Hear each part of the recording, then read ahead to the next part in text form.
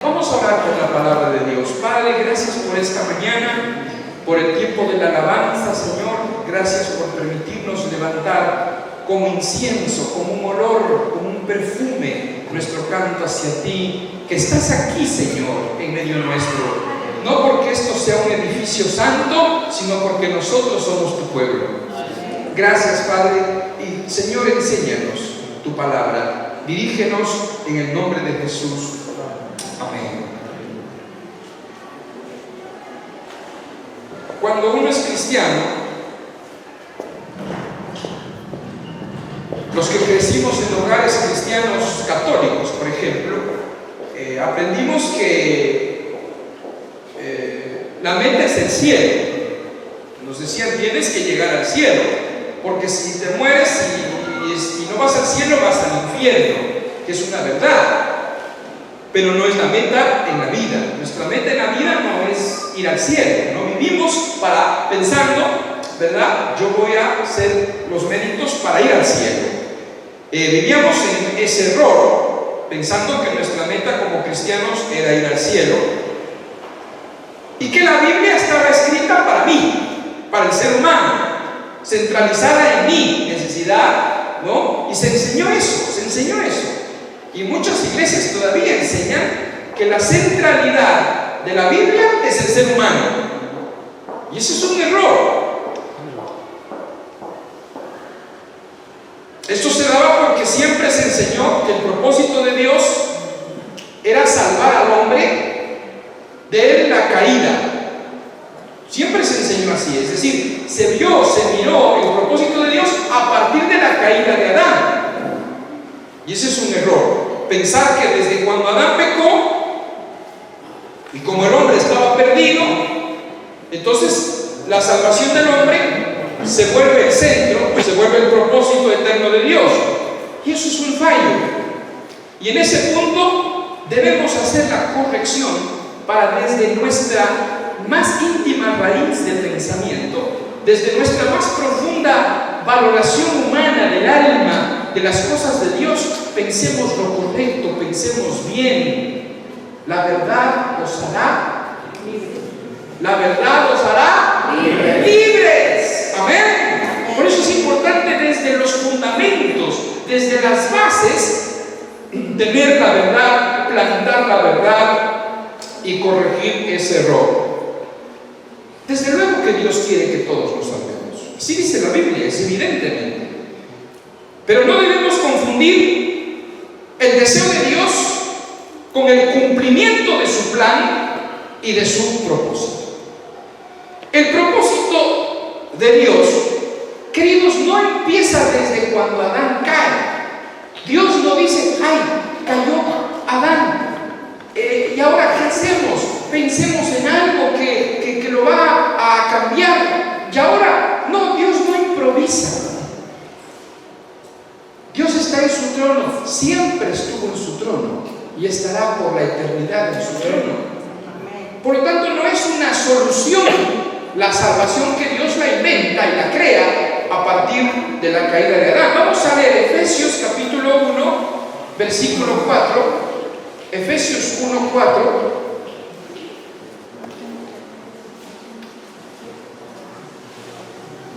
Si no encuentra, es fácil, está entre Génesis y Apocalipsis.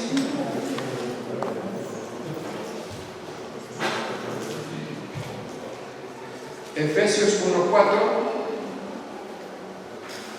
¿Lo tiene? Si no, lo podemos leer en la pantalla. Unas 2-3 semanas estaré con argentinismos, por favor, ¿sabes? Entender. Tomando mate. No, sí, ya tomamos en casa mate. Comemos empanadas. Sí, otro hizo empanadas aquí. Bueno, ¿lo tenemos ya el versículo? Bien. ¿Alguien puede leer en voz alta, por favor? Desde antes de crear el mundo, Dios nos eligió por medio de Cristo para que fuéramos solo de Él y viviéramos sin pecado. ¿Ya está? Dios nos escogió ¿desde cuándo? Desde antes de la fundación del mundo, según nos escogió Él desde antes, para que fuésemos santos y sin mancha delante de Él. Queridos, Dios hizo al hombre, dice la Biblia, a su imagen y a su semejanza. Eso está en Génesis 1:26. Esto es parecidos al carácter de Dios, a su naturaleza, a la vida de Dios. Dios quiere, desde antes de la fundación del mundo, una gran familia. De muchos hijos semejantes. Ahora sí, de muchos hijos semejantes a Él. Amén. Vamos a ver Génesis 1:27 y 28.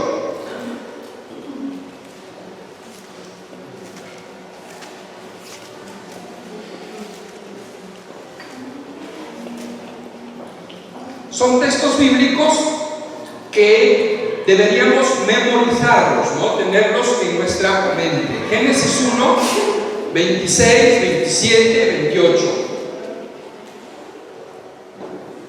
Entonces dijo Dios: hagamos al hombre conforme a nuestra imagen, conforme a nuestra semejanza. ¿Qué sigue? Señoré.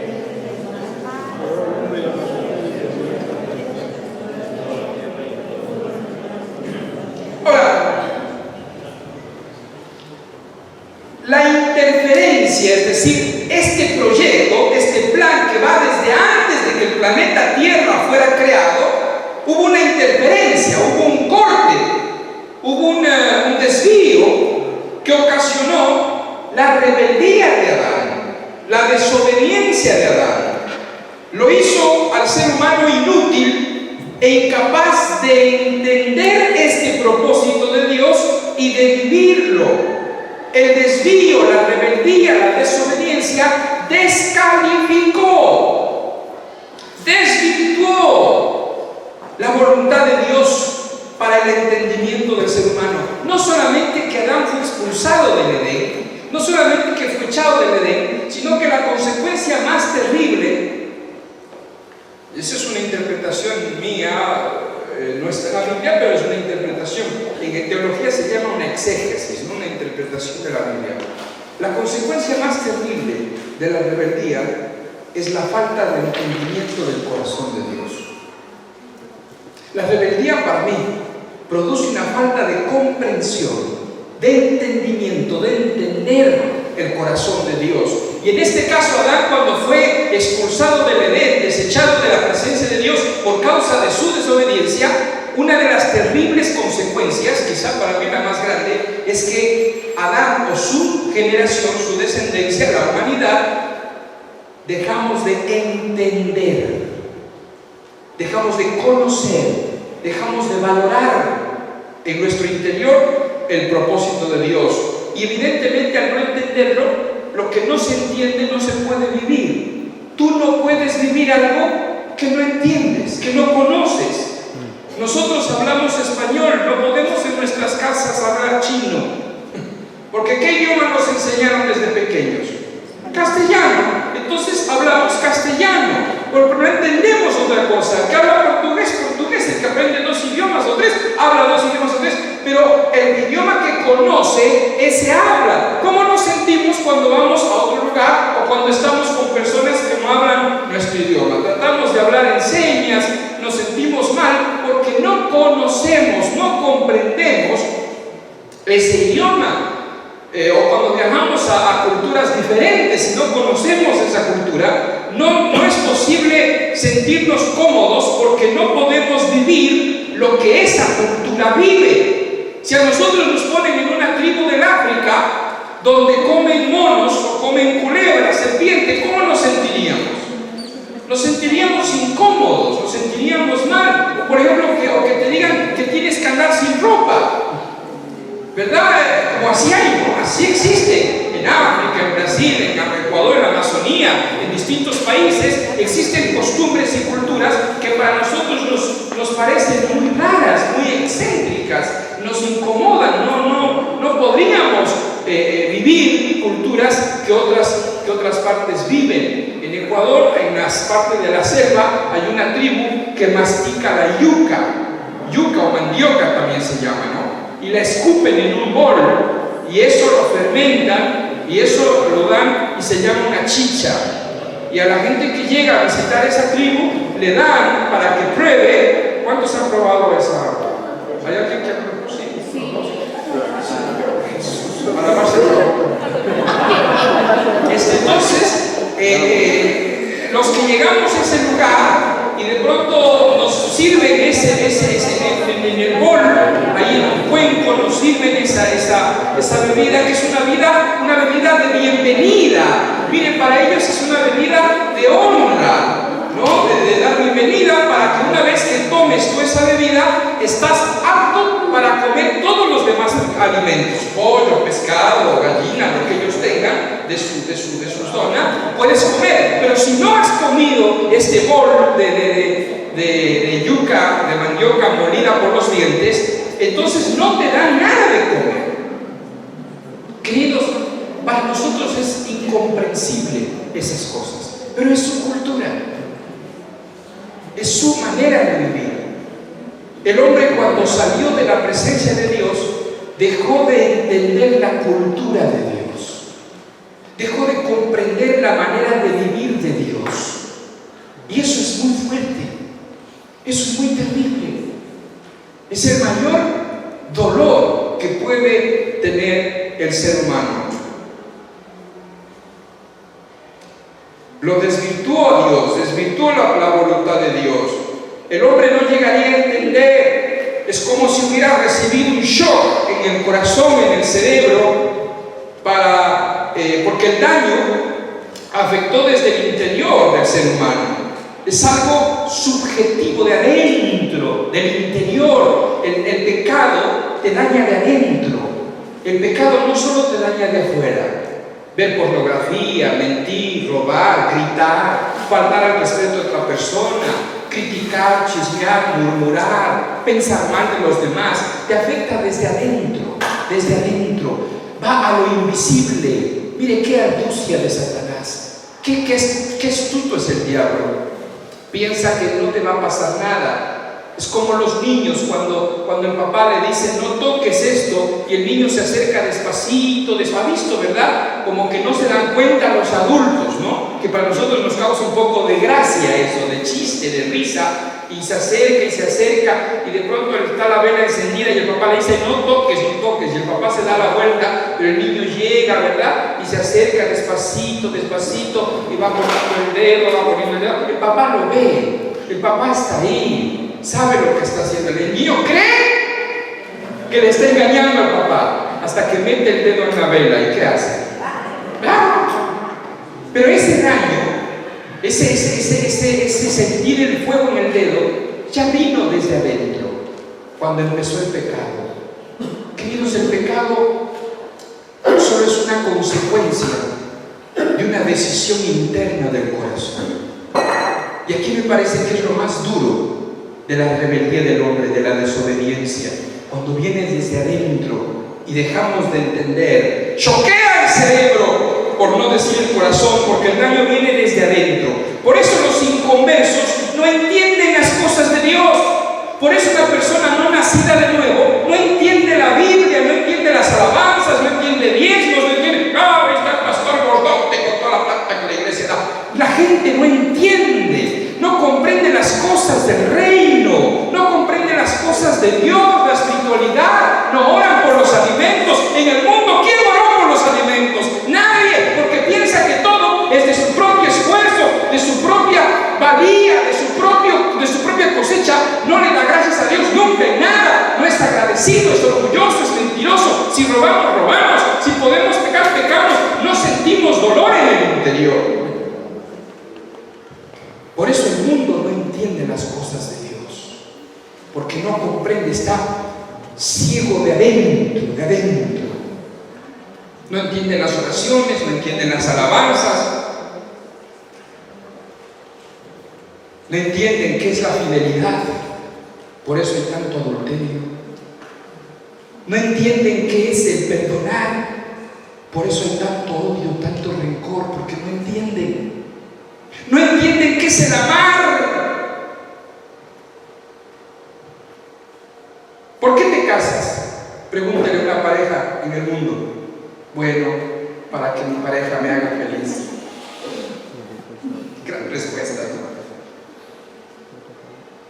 no entienden qué es el amor. No entienden qué es el servir. El mundo cree que el servir es la humillación. No seas tonto, no sirvas, te tienen de tonto. No entienden. Piensan que es lo peor el que sirve. No comprenden.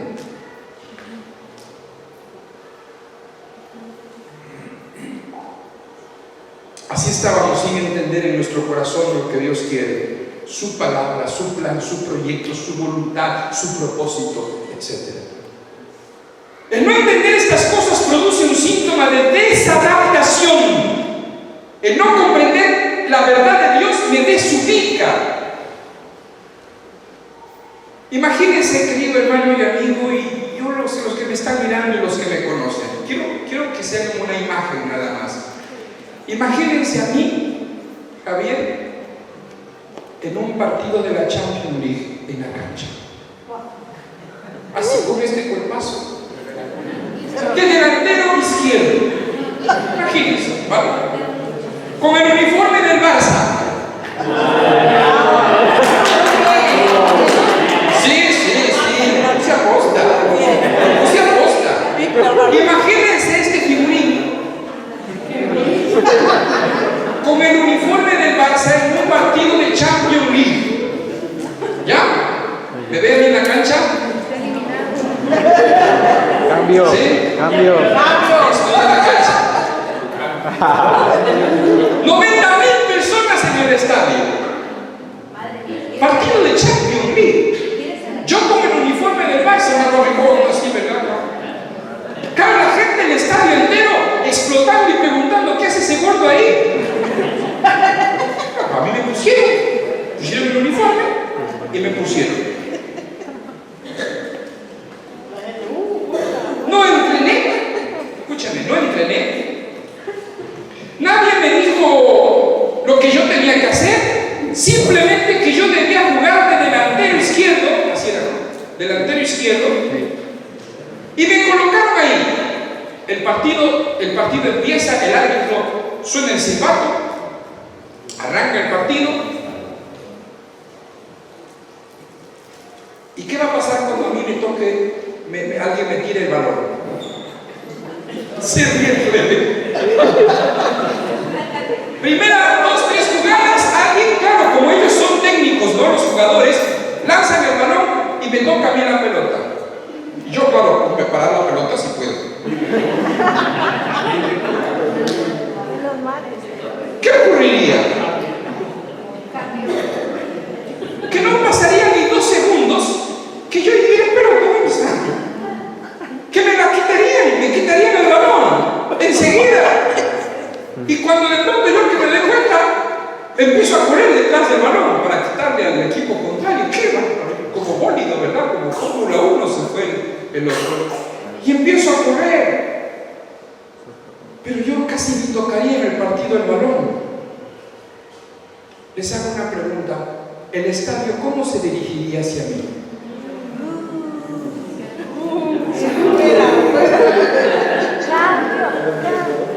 Otra pregunta. ¿Cómo creen que yo me sentiría? ¡Mal! Diría, no entiendo cómo se juega, no entiendo cómo va. No entiendo, lo único que entiendo es que sé a dónde meter el gol, pero no puedo. Aquí todos son muy rápidos, patean muy fuerte, todos saben qué hacer, pero yo no tengo la visión del equipo. ¿Me entienden? No entrené, nunca me dijeron qué hacer, simplemente me vistieron con el uniforme del Barça, me pusieron de delantero izquierdo y empezó el partido contra el Real Madrid.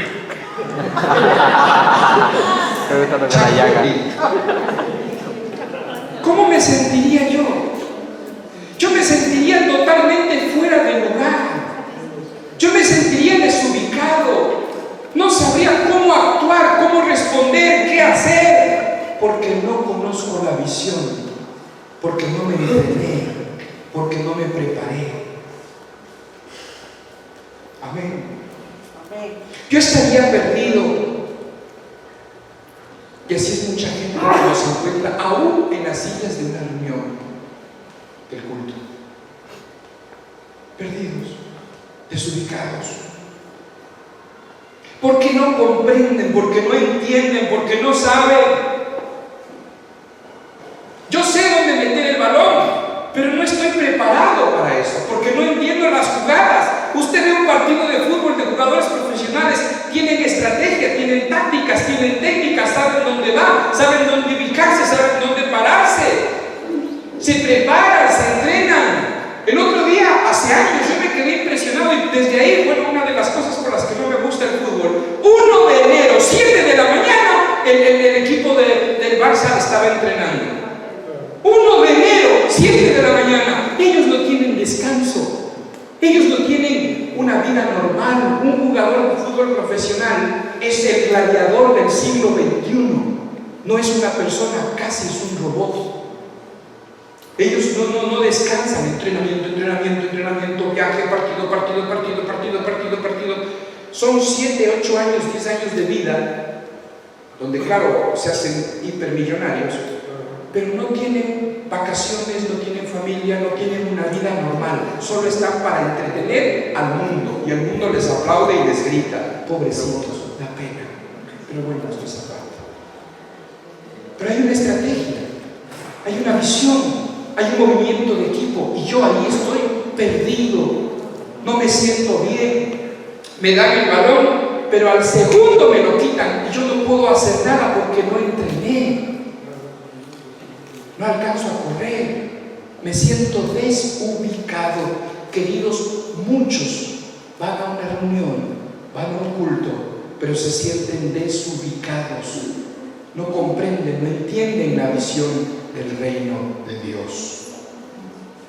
Esto lo hace el Espíritu Santo, darnos la capacitación, darnos la revelación. No lo hace el pastor, el discipulador, el hermano mayor en la fe. Esto no lo da nadie, solamente es una actitud de Dios hacia mí. La acción del Espíritu es verdadera en la transformación primero de mi alma. El Espíritu Santo empieza a obrar en mi interior, donde empezó el pecado. Ahí en ese espacio, como decía Luis, nosotros no somos un cuerpo con un alma, somos un alma que tiene cuerpo. Interesante, ¿verdad? Nosotros no somos un cuerpo que tiene alma, eso dijo C.S. Luis. Nosotros somos un alma que tiene un cuerpo. Ahí donde comenzó el pecado, ahí es donde el Espíritu Santo empieza a trabajar en el interior del ser humano para revelarnos. ¿Qué quiere decir revelación? Quitar el velo, algo que estaba velado, algo que no podíamos ver. El Espíritu Santo lo corre, lo quita, lo hace a un lado para nosotros decir: ¡ah! Así es, así ha sido, ahora lo entiendo, ahora lo veo claramente. Eso es revelación, y eso lo hace adentro, donde están mis pensamientos, mis sentimientos, el intelecto, la voluntad, donde empieza una tarea progresiva que me va llevando de gloria en gloria hasta hacerme semejante a Cristo. Amén. Amén. Cada vez vamos tomando más forma de Dios. Si en vez de ponerme a mí en primer lugar en la cancha, primero me mandan al gimnasio de la esquina de mi casa, empezaríamos bien, ¿no? Y en la tarde me dan clases tácticas de fútbol, sería diferente. Bajo de peso, empiezo a correr, tonificar músculos, correr más rápido, empezaría y tácticas y estrategias. Queridos, el Espíritu Santo comienza a revelarnos desde adentro. Cuando tú recibiste por primera vez la inspiración de Dios, del nuevo nacimiento, a la Biblia la viste de otra forma. Todo se ve de otra forma. Cuando tú naces de nuevo y te vuelves hijo de Dios, la vida cambia. Aunque no entiendes muchas cosas, aunque no comprendes todo, pero ya sientes adentro algo. Yo recuerdo el día en que oraron por mí para recibir el bautismo del Espíritu Santo, me caí y estaba Katy conmigo. Y cuando salimos del lugar, Katy estaba enojada conmigo. Y le digo, Katy, ¿qué pasó? Me dice, no me vuelvas a traer a este lugar nunca más. ¿Escuchaste? Dije, sí, pero ¿por qué? No, porque me dio miedo. Te caíste y yo no quiero volver a este sitio nunca más. Y se puso mal. No entendió lo que me pasó. No comprendió. Si Dios no te revela, no entiendes las cosas de Dios. No entiendes el reino de Dios. Por eso San Pablo dice que el que entendiendo las cosas de Dios vuelve al mundo, con el tal le comáis. Por eso a eso se le llama apostasía, porque es algo grave, porque se supone que has entendido las cosas de Dios. Entonces cuando Dios te revela, vas creciendo y te vas progresando, tu carácter va cambiando, va habiendo una transformación y se va notando, se va mirando. Por eso la gente a nosotros nos dice, ustedes son raros, ¿verdad? Ustedes no son normales. A mí me han dicho 1000 veces, ustedes son especiales, ustedes son raros. Pero esa diferencia a mí no me hace raro, no me hace especial el venir a una reunión, el estar en un culto, asistir, cantar, aplaudir, poder levantar manos. Eso no me hace raro, no me hace especial. Lo que me da a mí la oportunidad de transformar mi naturaleza, de vivir, es el poder del Espíritu Santo que obra en mí una transformación interna para tener la capacidad de entender y para yo pasar a hacer mi voluntad, a decir, ahora quiero hacer la voluntad de Dios. Amén. Todos al unísono debían haber dicho amén. El objetivo que va a lograr el propósito de Dios es la transformación integral de mi carácter. Es decir, ¿qué contiene el carácter?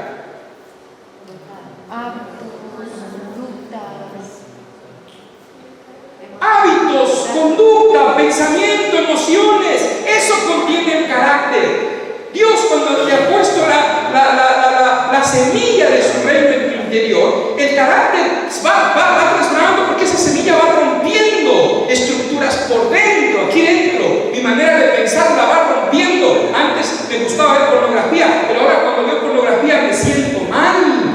Antes no me sentía mal, pero ahora me siento mal. Es porque el Espíritu Santo está produciendo algo. Antes, cuando le gritaba a mi mujer, le daba el portazo a la casa, me iba y hacía lo que me daba la gana. Ahora me siento mal cuando me peleo con mi mujer o con mi marido.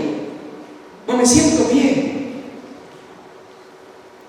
Antes podía gritarles a mis hijos o pegarles y ya está el punto, y me creía que estaba haciendo lo correcto. No, ahora no me siento bien haciéndolo. Antes podía mentir a mi jefe, a mis compañeros. Ahora cuando miento, no sé, siento algo por dentro que no me deja en paz y le tengo que contar a mi mujer y a un hermano en la iglesia. Tengo que decirle a mi discipulador, mira, me salió mal yo mismo, mira, me pasó esto, mentí. ¿Por qué tengo que decirle?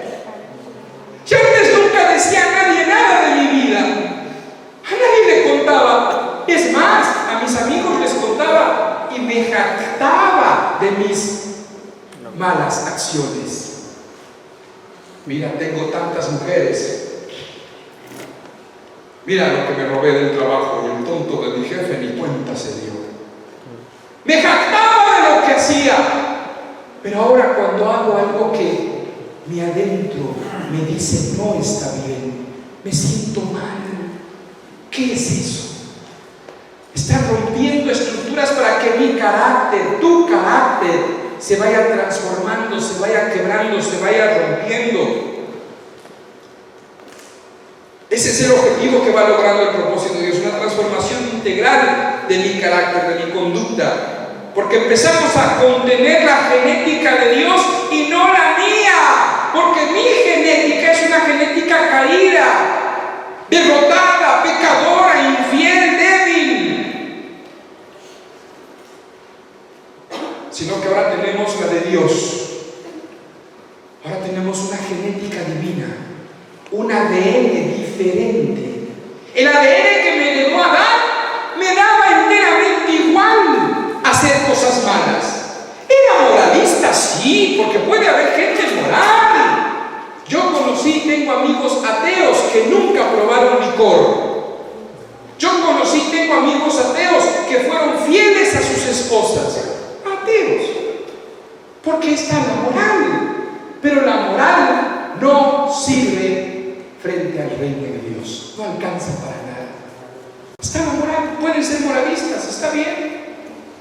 Pero Dios, cuando llega a la revelación de su espíritu al interior, no solamente que te da una capacidad moral, sino que va mucho más allá, trasciende la capacidad humana, para que Dios diga: yo quiero que vivas conforme a mi imagen y a mi semejanza. Amén. Por eso quiero preguntar, queridos, ¿el mundo tiene paz?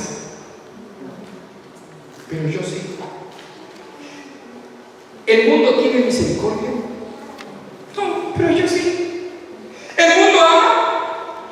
No, pero yo sí. ¿El mundo perdona? No, pero yo sí. ¿El mundo tiene orgullo? Pero yo quiero tener humildad. ¿El mundo tiene avaricia? A mí lo material me resbala, no pasa nada si me despojo de todo. El mundo es lascivo. Cada vez que viajo a América Latina, respiro un aire como que la lascivia va subiendo de tono. Se percibe. Créanme, a veces, no sé, a veces dicen: no, Europa es libertina, Europa es la podredumbre del mundo. Yo ahora sí tengo mis sospechas y mis dudas. No sé dónde hay más podredumbre. Acá por lo menos han pecado abiertamente y libremente. Pero voy a hablar del Ecuador, de donde fui hace poquito y comenté con Katy varias veces. Se percibe un ambiente lascivo, de lujuria, de adulterio, mucho adulterio en América Latina, muchísimo adulterio, y con hipocresía, porque usted sabe el carácter que tiene el latinoamericano, ¿no? Pero eso me preocupó muchísimo. El mundo es lascivo, pero yo quiero ser puro. Yo quiero ver las cosas con pureza. El mundo es mentiroso, pero yo quiero decir siempre la verdad, cueste lo que cueste. El mundo es rencoroso, pero yo quiero perdonar, etcétera, etcétera. Ahora, esta vida parecida a la de Jesús, con el ADN del reino, viene de una motivación que no está en mi capacidad humana. No es que yo me inventé. Por eso no sirve el culto. ¿Me entiende? No sirve la reunión dominical. No es suficiente. Porque no es algo creado por mí. No es una cultura humana. Gloria a Dios, hermanito, aleluya, amén. Gloria a Dios, que vive Cristo y a su nombre, gloria, y a su pueblo en victoria. No es solo una cultura humana. No es solamente eso, no digo que está mal, está bien, pero mucha gente vive y depende y se ha mimetizado, se ha caracterizado a una cultura que nosotros le llamamos religiosidad. Se vive una cultura, pero a la hora del té, por dentro, manda el ADN humano. Esta es la respuesta a la inquietud que algunos tienen: ¿por qué no crezco espiritualmente? Porque te has mimetizado, te has adaptado a una cultura de la religión, donde levantas manos, aplaudes, asistes, lees la Biblia, gloria a Dios, amén. Te vistes como cristiano, pero no es suficiente. no es suficiente.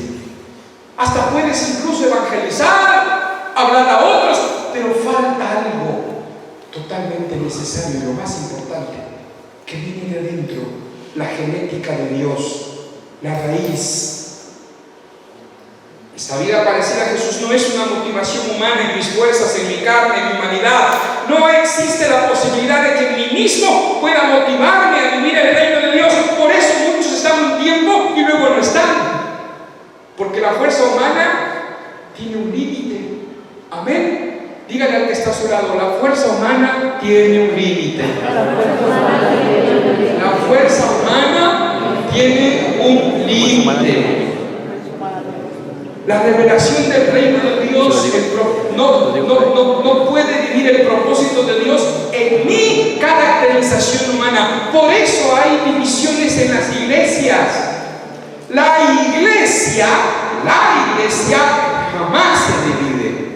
¿Sí me entiende, no? La iglesia jamás se divide, porque es una sola como cuerpo de Cristo. Entonces el cuerpo de Cristo no se divide. Las religiones sí se dividen, los grupos religiosos sí se dividen, pero el que entiende el reino de Dios jamás se va a separar del cuerpo de Cristo. Si es en una fuerza humana, sí llega un punto en donde me cansé. Ya no quiero reunirme, ya no quiero orar, ya no quiero leer la Biblia, escucho música del mundo, ya no tengo coyuntura, no tengo discipulador, no quiero hacer nada, empiezo a llevarme con amigos del mundo, y la conciencia, la voz del Espíritu Santo que estaba tan fuerte, empieza a debilitarse, empieza a callarse, porque fue todo una ¿cómo se dice? Una careta, una falacia, porque todo fue un disfraz, una apariencia. Entraste al agua, te bautizaste, cantaste en los coritos, asististe a las reuniones, fuiste a un grupo casero, pero si es fuerza humana, si es una mimetización, una adaptación a una cultura en tus fuerzas, tiene un límite y se acaba.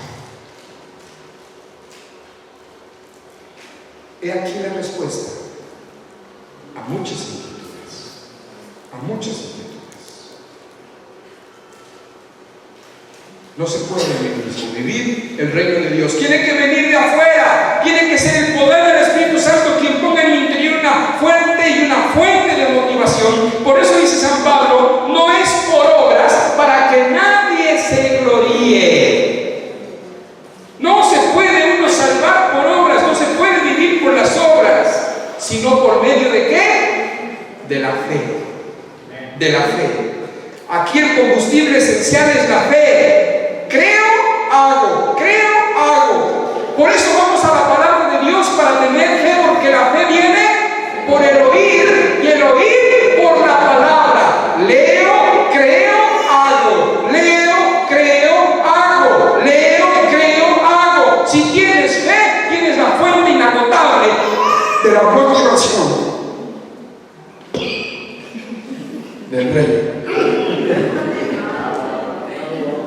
Pero se entendió, ¿verdad? Eso es lo importante.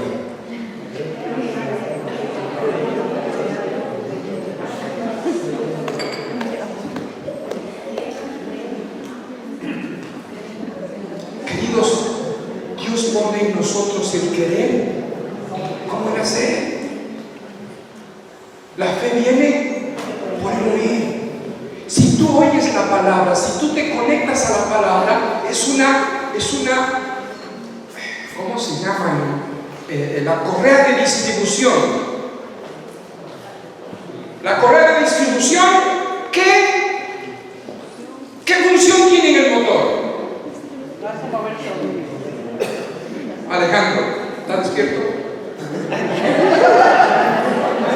¿Qué función tiene en el motor?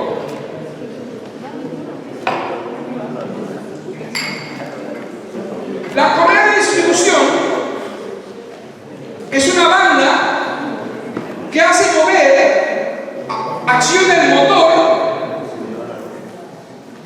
de tal manera que el motor tenga un movimiento rotativo permanente. Si se rompe la correa de distribución, el motor deja de tener un movimiento rotativo permanente. Hace que los engranajes Se junten. y giren Gracias, Alejandro. La correa de distribución hace que los engranajes se junten para que el motor cumpla su función. La fe es como esta correa de distribución que está activando el motor. El motor es Cristo, su palabra. ¿Cómo está tu correa de distribución? ¿Qué se raro? No, tendré correa de distribución. ¿Cómo está tu correa de distribución? Cada 100.000 kilómetros hay que cambiar. No, la mía es de cadena. Ah, bueno. La mía es de cadena. Entonces la cambiamos. Que tengamos, y eso es lo que Dios quiere. Por eso la fe viene por el oír. La fe viene por el oír. La fe viene por el oír. ¿Quién es el que está a su lado? La fe viene por el oír. Y el oír por la palabra de Dios. Ahora el otro que le diga. Y el oír por la palabra de Dios. Amén. Entonces leo, creo, hago. Leo, creo, hago. Leo, creo, hago. Pero si no leo, si no oigo, mira, a mí me da mucha alegría ver a Katy escuchando predicaciones del reino todo el tiempo. Todo el tiempo. Digo, ni yo. Bueno, yo hago otras cosas para aumentar mi fe. Leer, por ejemplo, o estudiar los escritos de nuestros hermanos mayores. Pero Katy está escuchando por el tiempo. Mientras está atendiendo la casa, está escuchando predicaciones. ¿Qué efecto va a producir eso? Fe. Fe. Y la fe produce el hacer. ¿Sí me entienden, no? Leo, creo, hago. Leo, creo, hago. La palabra de Dios dice, no mentirás. Y escucho, uy, ¿qué pasó con el té?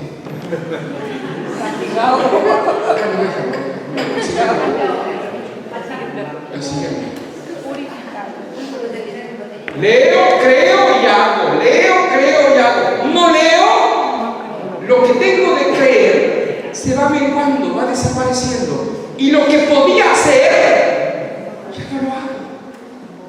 Por eso cuando alguien deja la conexión, se rompe la banda de distribución, empieza a llevarse con la gente del mundo, peca y no tiene una conciencia de pecado, porque no lee, no lee. La primera pregunta que yo siempre les hago a mis discípulos es, ¿qué estás leyendo? Siempre. Porque es más importante que mi encuentro, el que tengan el encuentro con Cristo. Amén. A mí qué importa que se encuentren conmigo si no leen. Pues a veces, muchas veces me molesto cuando me encuentro con algunos. Lo que estás leyendo, nada. Es como que no hubiera correa de distribución y sin embargo me dijera, venga, arranca el motor, arranca el coche, vamos. No puedo ir a ninguna parte. Está rota la correa de distribución. Tiene que haber correa de distribución, tiene que haber fe. Y la fe viene, tengo que leer, tengo que escuchar, tengo que estar metido en la palabra. ¿Cuándo me doy cuenta que leen cuando me preguntan? Javier, el otro día leí esto, pero esta parte no entendí. Ay, gloria a Dios. Oí esta predicación, pero anoté esta parte que no sé, no me cuadra. Ah, qué bien. Está oyendo, está leyendo, está alimentando su fe. Pero si no alimentas tu fe, no vas a creer. Eso es algo inseparable. Normal. Cómo está tu vida espiritual depende de cuánto estás leyendo la palabra de Dios, de cuánto estás oyendo predicaciones. y cuánto estás oyendo y cuánto está tu vida espiritual es en la medida en que crees y es en la medida en que haces. Por eso en el mundo nosotros podíamos ser o hacer cualquier pecado y no sentirnos mal, compartir cualquier situación de mundo, drogas, sexo ilícito de cualquier manera y no sentirnos mal. Por eso el mundo vive como vive, porque vive sin Dios.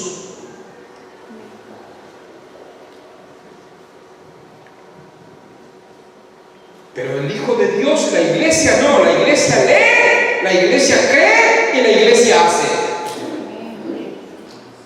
El hacer no es otra cosa más que obedecer. Vamos a cambiarlo. Leo, creo, obedezco. Leo, creo, obedezco. Leo, creo, obedezco. Eso es todo. Es obedecer. Y este es un elemento importante en el cumplimiento del propósito de Dios. ¿Cuál es el propósito de Dios? Tener una gran familia de muchos hijos semejantes a Jesús. La obediencia es importante. La visión que Dios nos dio tiene un sentido práctico, que alcancemos la meta, que lleguemos a ser como Jesús. No es algo subjetivo, incomprensible, no es algo vacuo, no es algo indefinido, es algo práctico, objetivo, pero para el que entiende. No es ser como Jesús. Sí, entiendo. Entiendo ser como Jesús. Pero para eso se necesita la simple, escúchenme, la simple y sencilla obediencia. Los niños, cuando usted le manda algo al niño, el niño no necesita entender el razonamiento de todas las explicaciones. El niño de 2 años, cuando mete el dedo en la vela, no necesita saber que la epidermis, que protege el torrente sanguíneo, que cubre las fibras nerviosas que comunican impulsos eléctricos al cerebro, causan el dolor. Díganle eso a un niño de 2 años. Querido, cariño, amor, la epidermis que cubre el torrente sanguíneo que protege las vías neurálgicas que van al cerebro, emiten y transmiten unos impulsos eléctricos que codifican el dolor y produce una patología en el dedo. No te quemes. No metas el dedo ahí. Punto. ¿Por qué? Porque el niño a esa edad simplemente necesita ¿qué? ¿Necesita qué? ¿Necesita qué? Uy, no entendieron nada. ¿Necesita qué? 1, 2 y 3. 1, 2 y 3. Obedecer. Solo necesita obedecer. Punto. ¿Qué aprenderá cuando estudie química, biología en el instituto? ¿Por qué no tiene que meter el dedo en la llave? Eso aprenderá. Pero mi función como padre es decirle, no lo hagas y punto. El propósito de Dios comienza con la simple y sencilla actitud de obedecer a Dios. Punto. No cometerás adulterio. No mirarás a la mujer y en tu mente la desearás, por ejemplo. Porque el que desea a una mujer en su mente ya cometió adulterio. ¿Por qué? ¿Por qué? Porque, bueno, va creciendo tu espíritu, tu alma y vas entendiendo por qué.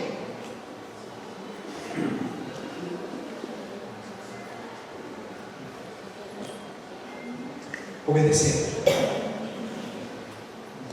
El propósito de Dios es práctico, que lleguemos a ser como Jesús, y para eso es necesario simplemente obedecer.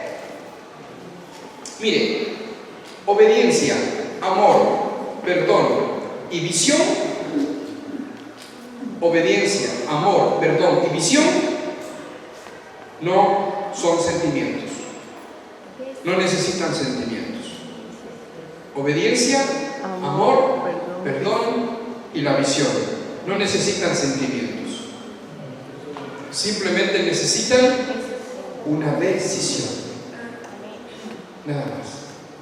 Recuerden que la obediencia es el principal opositor a la rebeldía. La obediencia es el principal opositor a la rebeldía. Yo creo que soy rebelde. ¿Qué tienes que hacer? Obedecer. Si obedeces, dejas de ser rebelde. Es sencillo, es simple. Ya está. No necesitas más.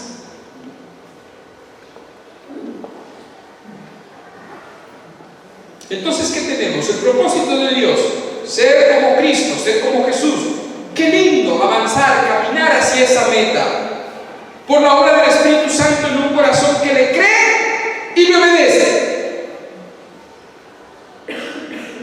Amén. He hecho un resumen de lo que he predicado hasta ahora. Entonces, el propósito de Dios es ser como Jesús por la obra del Espíritu Santo en un corazón que le cree y le obedece. Queridos, un discípulo no es discípulo sin discipulador. Un huevo no es huevo sin gallina. ¿Me entiende, verdad? Una oveja no es oveja sin pastor. ¿Sí? Tiene que estar encajado en un orden, en un plan. Entonces, primero, por necesidad, yo necesito un discipulador. Porque necesito, no puedo vivir solo, no estoy en la luna. ¿Dónde vives? En la luna. Ah, bueno, ¿y tienes discipulador? No, porque soy astronauta y vivo ahí. Está bien. Yo creo que es la línea así porque tiene internet, que va a tener el discipulador por internet a la tierra. Pero nadie vive en la luna. Estamos en la tierra todos. Necesitamos una persona, alguien que me ayude por necesidad primero. Necesito. Si he nacido de nuevo, si ahora entiendo las cosas de Dios, yo antes vivía en el mundo, hacía lo que me daba la gana, ahora quiero hacer la voluntad de Dios. Lo entiendo, Javier, lo entiendo.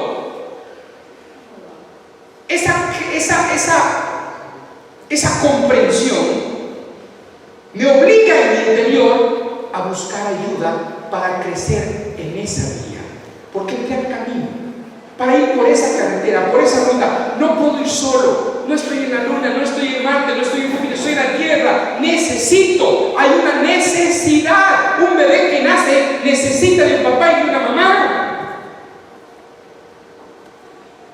Mire, la naturaleza nos enseña muchas cosas en los seres humanos. ¿Ha visto estos vídeos como los animalitos los cuidan y los protegen a los bebés? Se ha visto, ¿verdad? El otro día vi un vídeo de un mono que en la India cayó al lado de la red de un tren y quedó como muerto. Y va el otro mono y lo sacude y lo... Y yo, pobre mono, ¿qué hace si está muerto? Y él va a caer, y el otro lo sacudía y la gente tomando fotos y filmando. El monito estaba muerto y el otro mono lo movía, lo sacudía, lo zarandeaba, y al lado de un charco grande de agua, pobre mono, más parecía que lo estaba ahogando. Pero no dejaba de moverlo, no dejaba de sacudirlo, como quien dice: no te mueras, che. Eran monos argentinos. Y lo movía y lo sacudía y tal. Entonces, cuando tú ves el vídeo, a ti te da pena porque dices: ¿qué hace el mono sentado ahí al lado del otro que está muerto? Déjalo, tío, que ya está muerto. Cuando de pronto el muerto empieza a moverse, y empieza a moverse, y a respirar, y a respirar, y el otro, el mono, lo sienta y lo deja sentadito. Ya se sentó, y luego el que estaba muerto ya se agarró de un tubo para salir de ahí. Es impresionante. En la naturaleza nos enseña por necesidad a tener una dependencia emocional, espiritual, en fe, me refiero, ¿no? No una codependencia patológica, pero una interdependencia con otras personas. La naturaleza nos enseña eso. Pero hay seres humanos que dicen: no, yo no doy cuenta a nadie, yo a Dios, solamente a Dios doy cuenta. El modelo de Dios no es así. El modelo de Dios es la iglesia. Por necesidad necesidad, primero tengo que tener a alguien a quien acudir, a quien decir, por favor, guíame, ayúdame, estoy bien, estoy mal, esto entendí, esto a lo mejor es... Alguien necesito mayor que me conduzca. Luego, por obediencia, miren, no nos libramos. Por obediencia, me adhiero a una persona a fin de caminar hacia la meta. Es un acompañamiento que contiene amistad, formación. Ahí están las lecturas, ahí están las prédicas, porque un buen hermano mayor te dice qué tienes que leer.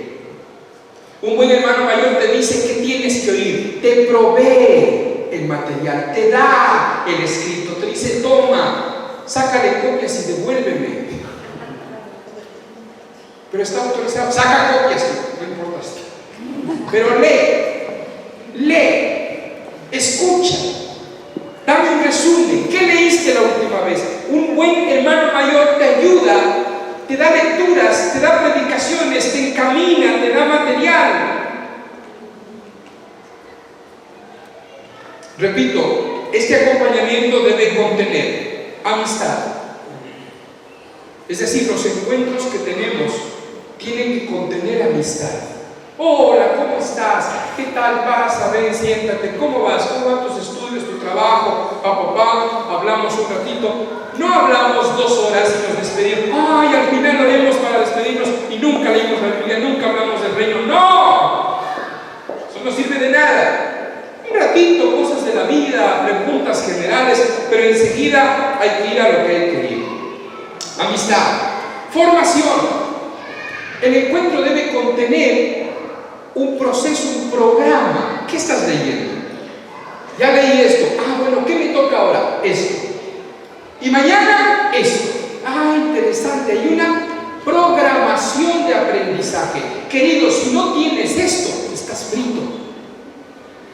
Si no tienes un acompañamiento que te ayude a encaminarte a leer hoy, a qué leo mañana, qué leo pasado, un programa, estás frito. Formación. El encuentro debe contener oración.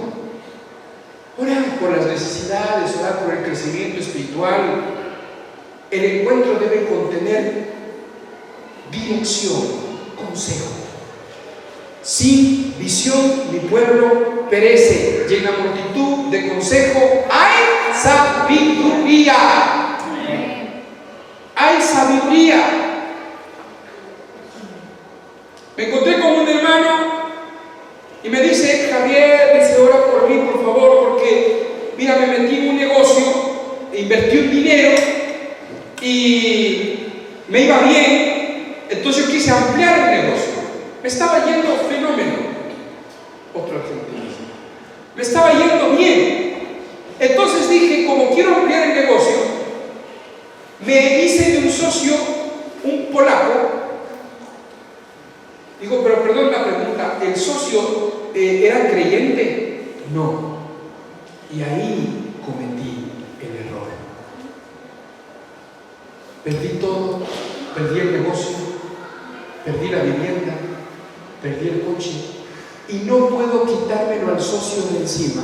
Claro, todo fue bajo notaría, contrato y todo eso, porque ahora necesito 10.000 euros para quitármelo de encima, y me dijo que aunque le dé los 10.000 euros, él quiere seguir ampliando otras cosas, porque él sí tiene empresas y sí tiene negocios de dudosa. ¿Entienden? ¿Qué pasó? ¿Por qué no preguntaste antes de tomar esa decisión? ¿Por qué no consultaste? ¿Por qué no dijiste, mira, voy a dar este paso, ¿qué te parece? Que inmediatamente la respuesta habría sido no. Porque la Biblia dice, no unáis en yugo desigual. Tenías un negocio, podías comer de ese negocio, sí. Podías pagar tu alquiler, sí. Pues mira, tenías lo necesario. Pablo dice que con lo necesario que tengamos estemos contentos. Bueno, querías ampliar, está bien tener una proyección de empresa, está bien. Dios no está en contra de eso, pero bajo su voluntad, bajo su palabra. Me dijo, no hace falta que me lo digas, porque eso es lo que me restringo a mí mismo todos los días. ¿Por qué no no pedí consejo. Queridos, muchos problemas, yo creo que casi todos los problemas que tenemos vienen porque solitos nos los ganamos. Por no preguntar antes. Pregunte. Mira, me voy de viaje, pregunte. Voy a hacer esto, pregunte. Consulte. ¿Pero por qué? Si no preguntas es porque hay orgullo. Para que entiendan las dos hermanas argentinas. Orgullo. El orgulloso no pregunta, el orgulloso no consulta, el orgulloso cree que hace bien. Por eso necesitamos estar adheridos.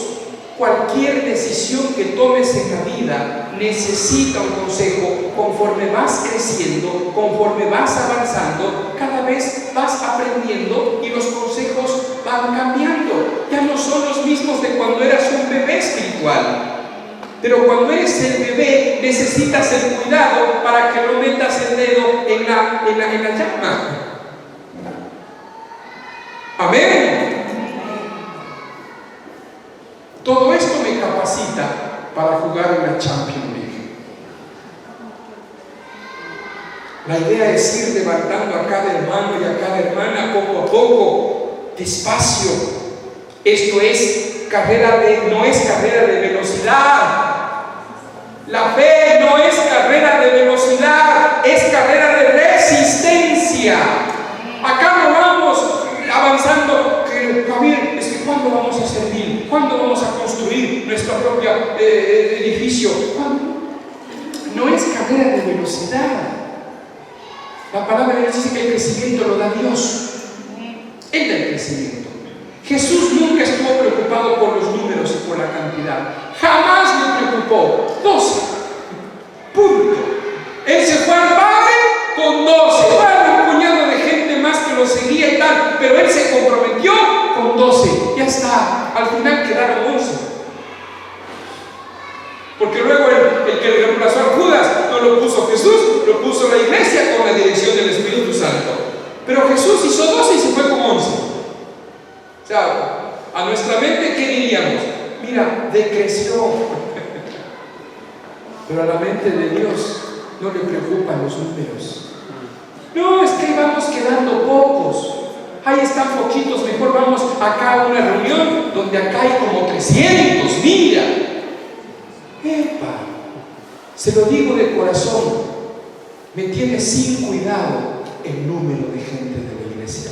Lo que a mí me preocupa profundamente es que los discípulos tengan la visión del reino de Dios. Eso sí, el propósito de Dios, lo que estamos hablando, lo tengan claro. Ahora, menos de 11 sí me preocuparía. Jesús se fue con 11. Digo, Señor, menos de 11 no. Por lo menos 11, ¿verdad? Los que tú tuviste. Pero no nos preocupemos del número. Poco a poco, despacio. Toma tiempo, esfuerzo, pero vamos, poco a poco, creciendo, avanzando a la meta, poco a poco. Fieles, perseverantes, constantes, permanentes, poco a poco, despacio, dando consejos, leyendo, oyendo, compartiendo, arrepintiéndonos, confesando los pecados, amándonos, perdonándonos, poco a poco, olvidando poco a poco, despacio pero firme. Y les aseguro que veremos el carácter de muchos transformado, cambiado a la imagen de Jesús. Poco a poco, despacio, pero viviendo el reino. No es velocidad, no es algo que tiene que llenar mis expectativas emocionales. Queridos, el reino no está para llenar expectativas emocionales de nadie. Amén. Esto es una vivencia y una experiencia que muchas veces inclusive a mis emociones no les gusta. Yo quiero algo, pero mi discipulador me dice, no, pues pero yo quería. No, estamos chocando. Bueno, y viene la obediencia. Fundamento, elemento básico. Porque la idea es parecernos a Jesús. ¿En qué? Jesús era manso y humilde. La idea es que yo aprenda a ser manso y humilde.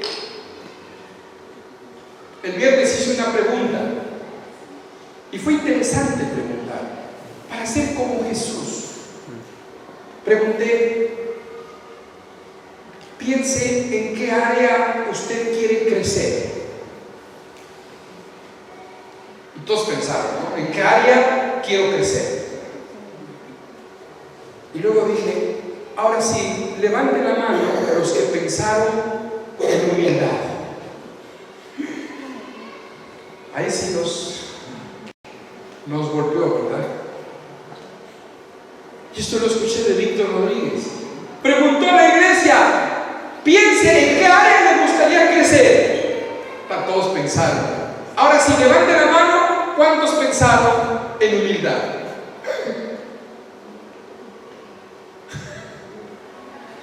Ven, porque nuestra carne no piensa en eso.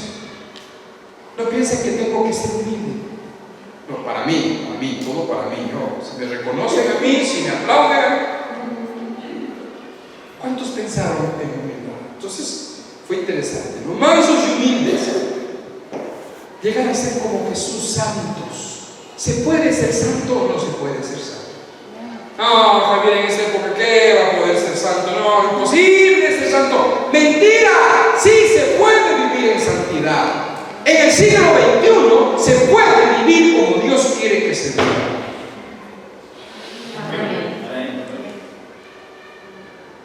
¿Cuántas horas ves televisión? Mire, yo creo que en nuestro denominador común de iglesia vemos muy poco televisión. Yo creo eso. Cuando vas al ordenador, ¿qué programación generas tú en el ordenador? Porque el ordenador, él no me pone lo que el ordenador quiere como la televisión. En la televisión me da a mí a la fuerza que vea lo que ellos quieren. Bueno, tengo el mando que puedo apagar o cambiar de canal. Pero en el ordenador no. En el ordenador yo genero lo que quiero ver. Es más sencillo todavía. ¿Qué ves? Cuando estás solo, cuando nadie te ve, ¿qué ves en tu ordenador? ¿Podría usar tu ordenador cualquier persona inmediatamente de tu uso? No, porque si entra a archivos de internet, con lo que se va a encontrar. Y algunos creen que borrando el historial ya está. No. Hay algunos padres que nos hemos preparado y capacitado bien para encontrar adentro. Y ve, puedes dar tu ordenador a cualquiera. Puedes sentir paz en tu interior que un experto en informática, hermano en la fe, en Cristo, vea tu ordenador. No tengo problema, que lo vea. Se va a encontrar con puras páginas y enseñanzas del reino. Cuando robaron mi portátil, mi MacBook Pro, en una parte de mi corazón dije, gloria a Dios, porque cuando lo van a ver, todos mis archivos tienen algo que ver con la fe, excepto las fotos. Hasta las fotos porque son de la iglesia, pero todos los archivos, estudios, Biblias, no sé, obviamente lo formatearán, pero no me da miedo que alguien use mi ordenador. Que use, que vea. Katy y yo tenemos las tablets en la casa ahí. Cualquiera de nuestros hijos puede tomar mi teléfono móvil, cualquiera puede tomar mi tablet, puede ver cualquiera. No pasa nada, porque el que nada debe, nada teme. Ser como Jesús, ¿se puede ser santos, sí o no? En nuestra forma de hablar, ¿se puede ser santos? Sí. Cometemos imprudencias, sí. Decimos liviandades, decimos cosas a veces que no debemos decir, sí, pero vamos en ese progreso de ser como Jesús. Pero ya no decimos tacos, ni un solo taco, ni una expresión ofensiva, ni siquiera una palabra que agreda a otra persona, que ofenda. Corregimos nuestros errores, sí, porque sí estamos en ese plan, en ese propósito, en ese progreso. Pero ya no salen de nuestros labios, se puede ser santos. Con los ojos, la lengua, con el corazón. Dígale al que está a su lado, se puede ser santo.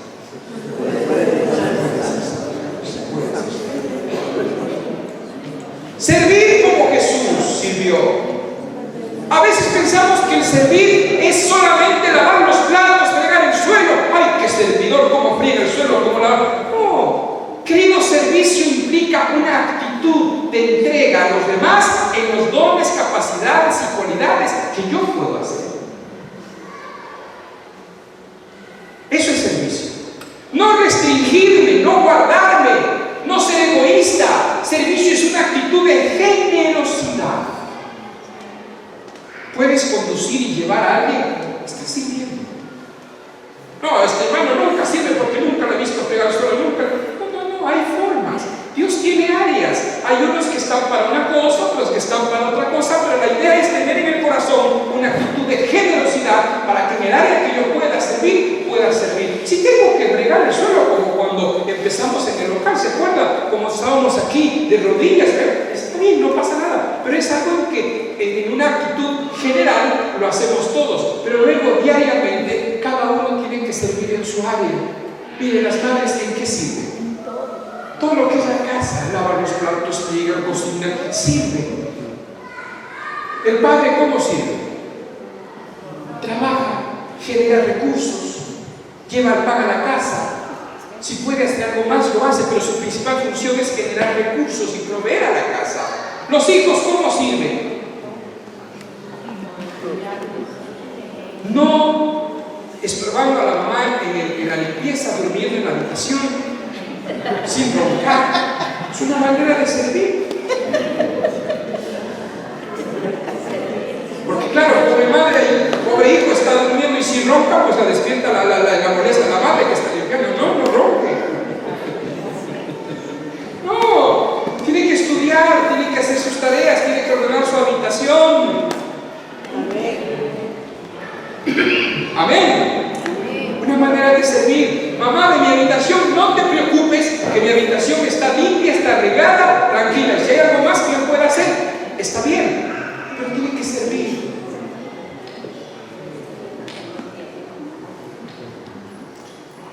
Llevar en el coche. A veces las mujeres llevan las cosas pesadas y los varones el llavero. ¿Ha visto? Y la mujer, no. Querido, hay que tener un sentido de, ¿cómo se llama? De un sentido común. Las cosas pesadas las cargo yo. Déjame lo pesado a mí. Déjame esta bolsa y déjame esta otra bolsa. Tú lleva los botanos.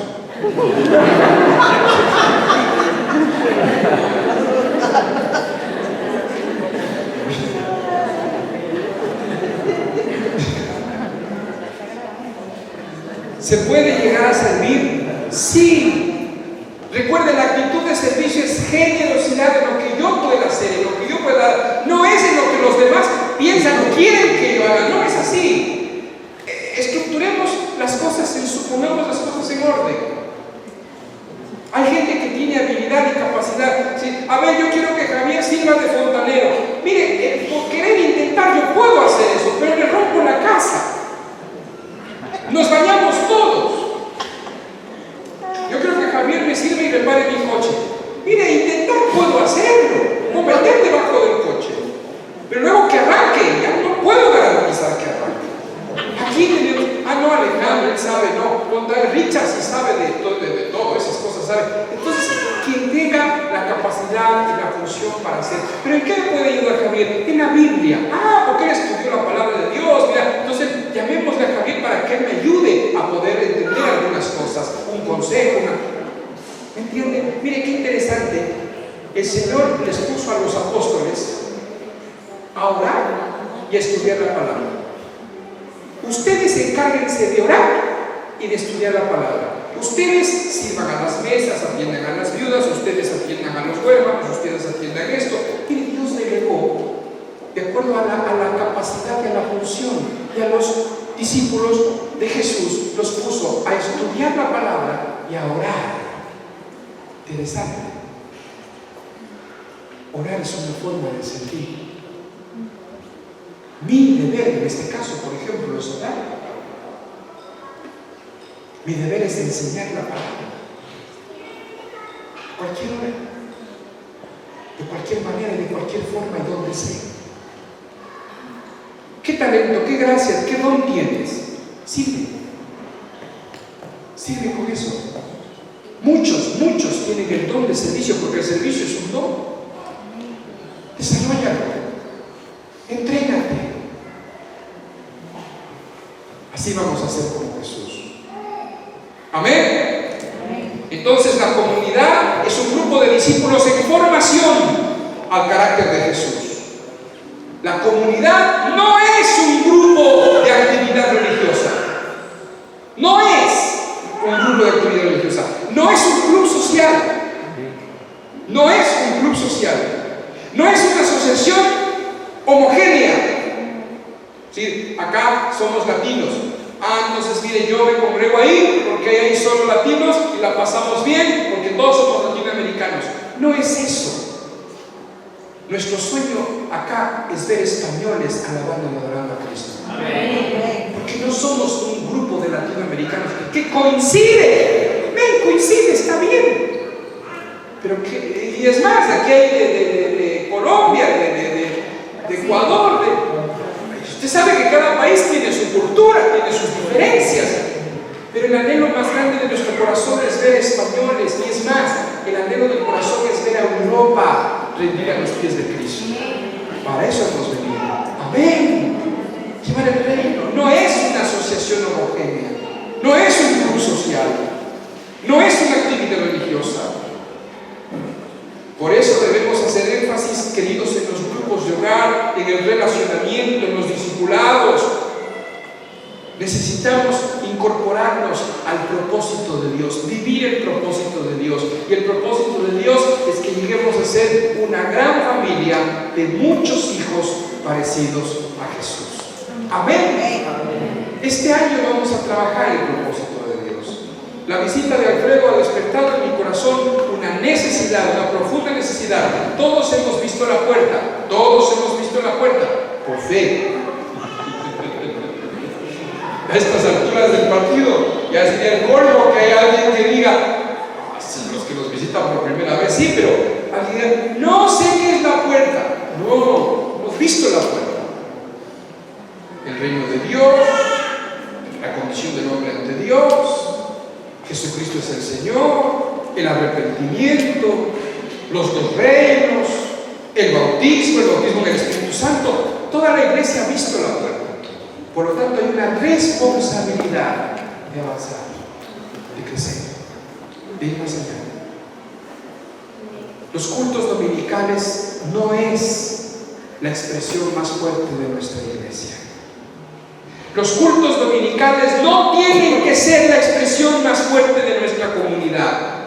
Yo sueño con el día de poder decir un domingo, hablando la semana anterior, nos reunimos en el campo. ¡Qué lindo! Porque estamos bien conectados, bien unidos. Con que le diga líder del grupo casero, suficiente. Yo vengo de una experiencia que en Quito ocurrió algo impresionante. Y con esto termino. En el año 72 llegó por primera vez el pastor Jorge Mitián a Quito, al Ecuador. Impresionó tanto la enseñanza que 5 congregaciones, 5 iglesias se juntaron en uno. Ellos entendieron la unidad. Y como eran muchos, tuvieron que ir a un parque en la ciudad de Quito que se llama Parque La Carolina, que es un parque enorme. Pero en esa época había ahí un hipódromo. En el Parque La Carolina había un hipódromo. Este hipódromo tenía gradas, el graderío del hipódromo. El grupo eran como casi 2,000 personas. Se reunían en las gradas del hipódromo del Parque de la Carolina todos los domingos a las 8 de la mañana, porque a las 11 de la mañana empezaban las carreras de caballos.